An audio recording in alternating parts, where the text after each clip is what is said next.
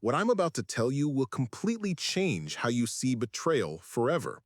Carl Jung, the father of analytical psychology, made a shocking observation that most people can't accept. The one who cheats is haunted by the part they refuse to love.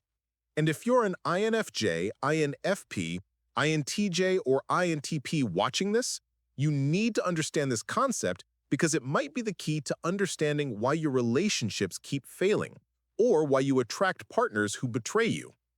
Before we continue, subscribe to the channel and hit that like button, because what I'm about to share will fundamentally shift your understanding of human relationships and might save you years of emotional pain. Trust me, this isn't just another psychology video. But here's what's more important than understanding infidelity itself.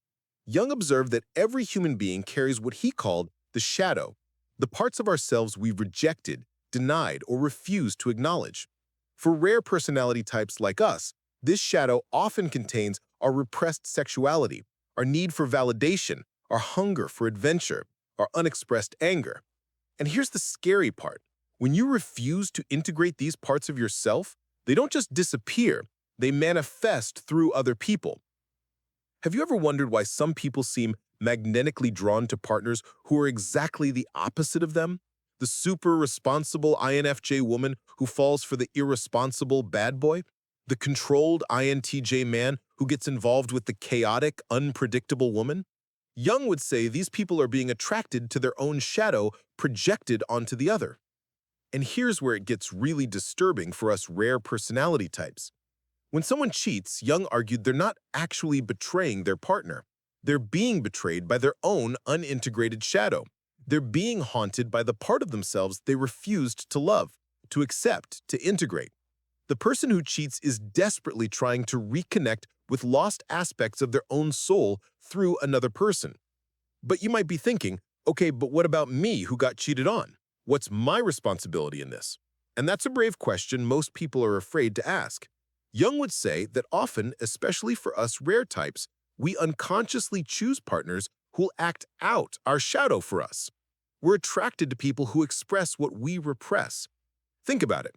If you're an INFP who's always been the good girl or good boy, who never expressed anger, who always put others' needs before their own, who repressed your sexuality or your need for attention, you might unconsciously be attracted to someone who's selfish, sexually expressive, attention-seeking.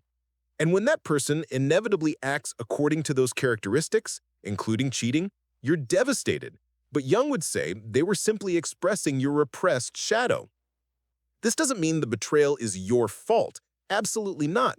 But it means there's a deeper psychological dynamic happening than just he's an asshole or she's a bitch. There's an unconscious dance between unintegrated shadows. And here's what's even more fascinating. Jung observed that people who cheat often choose affair partners who represent even more repressed aspects of themselves. If someone cheats on their stable, reliable partner with someone wild and unpredictable, they're not just seeking excitement, they're seeking the parts of themselves they buried so deep they forgot they existed. But here's where it gets really twisted for us rare personality types. We're often the stable, reliable partners in these dynamics.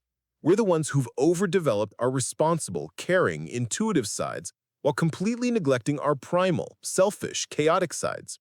We become so identified with being good that we lose touch with our humanity. And then we wonder why we attract partners who seem to have no moral compass. Jung would say we're not attracting immoral people.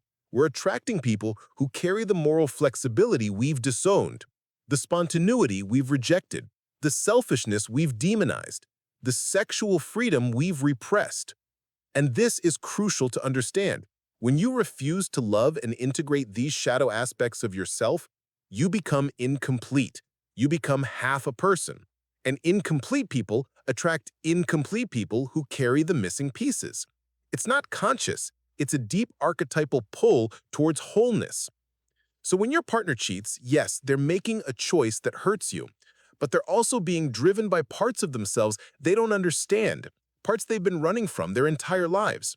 They're haunted by their unloved shadow, and that haunting drives them to seek completion in all the wrong places.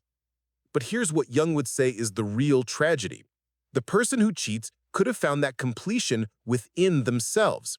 They could have done the inner work to integrate their shadow, to love the parts of themselves they've rejected. Instead, they're trying to find those parts through external relationships, which never works, because you can't heal your relationship with yourself through someone else. And for those of us who've been betrayed, Jung's insight offers a different kind of healing. Instead of just seeing ourselves as victims, we can ask, what parts of myself have I disowned?